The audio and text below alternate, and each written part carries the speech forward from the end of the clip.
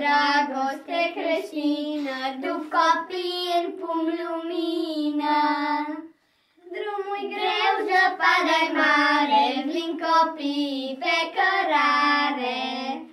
Să tot taie neaua în două, duc copii în generouă.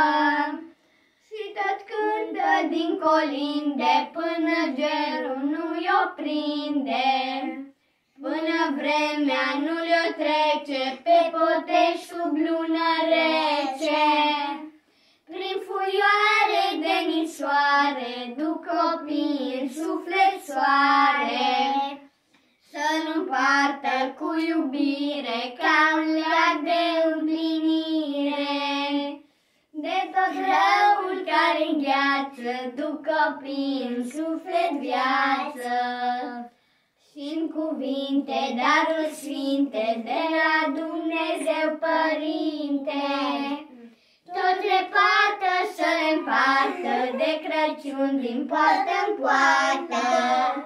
Și din poartă până în casă, dâre de lumină lasă. Să rămână în casă toate, la mulți ani cu sănătate.